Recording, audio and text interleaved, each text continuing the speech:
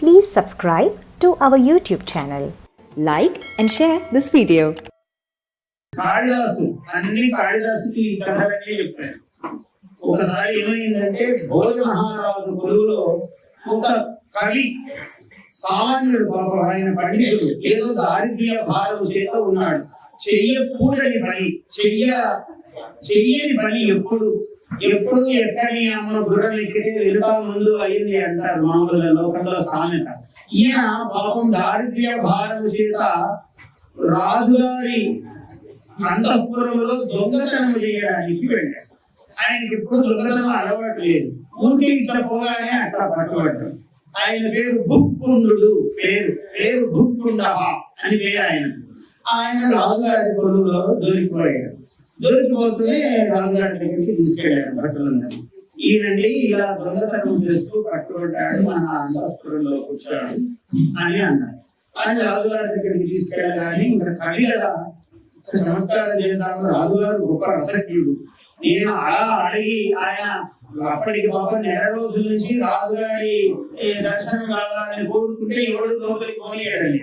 ఈ రకంగా రాజుగారిని చూశాడు. మొత్తానికి దొంగతనం అనే లేకపోతే పోవడం వల్ల రాజుగారి దర్శనం అయింది. మొత్తానికి ఇప్పుడు తన పాండిత్యం ప్రదర్శించే అవకాశం వచ్చింది. వెళ్ళగానే ఏమన్నాడంటే ఈయనను శిక్షించండి అని అనబోతూ ఉన్నాడు రాజు. సరే రాజా, నన్ను ఎలాగో శిక్షిస్తారు, శిక్షించే ముందు ఒక చిన్న విషయం చెప్తాను వినండి అన్నాడు. ఏం చెప్తావు చెప్పుకోవాలన్నాడు. అంటే ఏమి లేదండి, భట్టి నష్ట భారవిశ్చ అపి నష్ట. అంటే భట్టి అనే మహానుభావుడు కాలక్రమంలో పోయాడు, భారవి అనే మహానుభావుడు పోయాడు, ఇద్దరు పోయారు. సరే, భట్టి నష్ట భారవిశ్చ అపి నష్ట, భిక్షుడు నష్ట భీమసేనోపి నష్ట. భిక్షువు అనేవాడు పోయాడు, భీమసేనుడు అనేవాడు పోయాడు. ఈ అక్షరాల్లో నలుగురు పోయారండి. భుక్కుండో, నా పేరు భుక్కుండు, భూపతి స్వంజరాజ, నీవేమో భూపతి, నేను భుక్కుండుడను. మరి నాకేదైనా ప్రమాదం అయితే తర్వాత మీరే ఉన్నారు, వెంటనే చూసుకోండి. భుక్కుండోహం భూపతి స్వంజరాజన్ స్వభావళ్యాం అంతక సన్నివిష్ట.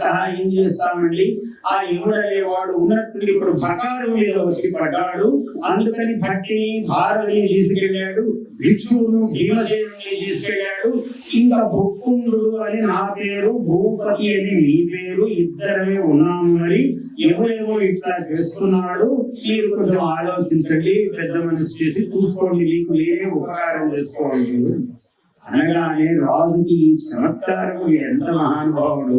వీటికి ఎప్పుడో నెల రోజుల క్రితమే నేను కనుక దర్శనం ఇచ్చుకుంటే ఇట్లా వచ్చేవాడు కాదు. దర్శనం కోసం పాపం ఇలా వచ్చాడు ఆయన. నిజానికి దొంగతనం చేసేవాడు కాదు, చెయ్యాలని ఉన్నవాడు కాదు, చేసే అలవాటు ఉన్నవాడు కాదు, ఆ శక్తి ఉన్నవాడు కాదు. ఊరికిట్లా రాగానే అట్లా దొరికాడు.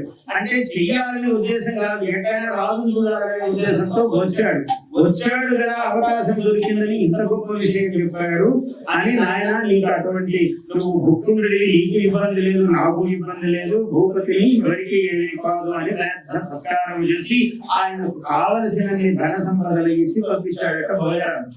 అందువల్ల ఈ భకారం బభావళ్యాం అన్నాడు, మంచి మాట ఉపయోగించాడు. ఈ భకారం మీద వచ్చి పడ్డాడంటే ఆ యువకుడు భూ అని వరుసగా వస్తున్నాడు ఆయన అక్షర క్రమంతో. అందుకని చూడండి అనగానే ఆయన అరుణ సత్కారం చేసి అద్భుతంగా ఇంటికి పంపించాడు. ఈ చమత్కారం అన్నది ఒక అద్భుతమైన శైలి. వీటిలో ఏముంటుందంటే భాషా వైభవం. భాష ఎంత రమణీయమైనదంటే మనస్సును వికసింపజేస్తుంది, మామూలు భాష కూడా. Please subscribe to our YouTube channel. Like and share this video.